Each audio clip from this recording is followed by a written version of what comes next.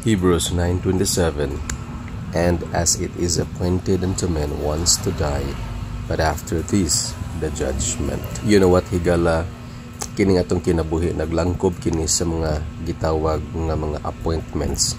Adlaw-adlaw sa atong kinabuhi natay mga appointments nga angay natong atubangon, natay pag-adtuon, adto natay mga accountabilities or mga responsibilidad nga angay nato nga atubangon sa atong kinabuhi. O kining mga appointments nato dinis kinabuhi, anytime pwede kini siyang ma-cancel. Ilabi na ko adunay gitawag nga mga emergencies na mga kalit nga mga panghitabo nga kinahanglan ang imuhang presensya. Pero sultihan ko ikaw higala nga adunay appointment nga pinakadako nga imong atubangon sa kinabuhi nga mosugot ka og sa dili. You can never cancel this appointment. O kini nga pinakadako nga appointment sa imong kinabuhi nga moabot anytime, mao ang gitawag nga kamatayon. According to this verse nga atong gibasa nga it is appointed unto men once to die. We can see here that to die, kining kamatayon, mao ni siya ang pinakadako nga appointment sa atong kinabuhi. Mosugot ka og sa dili, you can never cancel this great appointment. Mao na higala nga taliwala sa imong kabisi dinhi sa kalibutan, ayaw gayud tuguti nga wala kay panahon diha sa Dios. Ang atong kinabuhi kausara moagi ni ining kalibutana, busa pahimosli ang higayon ug ang panahon nga ikaw makapangalagad sa Dios, nga ikaw makapahimuot sa Dios sa imong kinabuhi.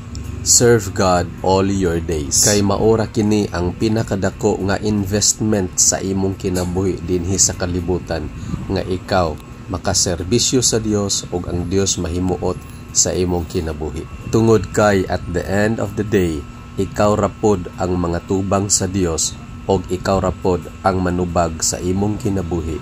Niingon ang atong teksto, but after this the judgment. Higala, during the day of judgment, ang tanan nimong gibuhat dinhi sa kinabuhi sa kalibutan, sugod nga ikaw gipanganak nining kalibutan, nagdako ikan sa sinugdanan, ang imong gibuhat hangtod sa katapusan sa imong kinabuhi, ginalista ka na sa Dios. Adunay record book ang Dios nga gigunitan nga wala gayoy makaiskapo sa panahon sa paghukom. Kung unsay imuhang gibuhat dinhi sa kalibutan, maora pod na ang muhukom nimo sa panahon sa paghukom nga imong atubangon ngadto sa Dios. Og ang pinakapait pagyod higala, kanang mubarog ka atubangan sa Dios sa panahon sa paghukom nga wala kay abogado or walay magpataliwala kanimo diha sa Dios. Bisan ang imong mga kahigalaan, ang imong kapamilya, imong igsuon, mama o papa, dili sila makapangatubang sa Dios alang kanimo. Because they themselves, they will stand before God and they will give accountable before God kung unsa pod ang ilang binuhatan sa kalibutan. Apan, I have a good news for you, my friend, nga sa panahon sa paghukom, pwedeng adunay tawo nga moatubang sa Dios alang kanimo bilang imuhang mediator or attorney sa panahon sa paghukom. And this man is God in the flesh, God in the human form, and He is Jesus our Lord. The Bible says in 1 Timothy chapter 2 verse number 5, for there is one God and one mediator between God and men, the man Christ Jesus. Ang moatubang sa Dios alang kanimo o kanako higala, walay lain si Jesus Christ. He is our only mediator. Wala nay lain, dili anghel, dili laing tawo, dili bisan mga santos or bisan si kinsa ang ato mga nailhan, dili na sila makapangatubang kanimo ngadto sa Dios. There is only one, ningon ang Bible, one mediator, dili duha, dili tulo. There is only one, and that is Jesus Christ our Lord.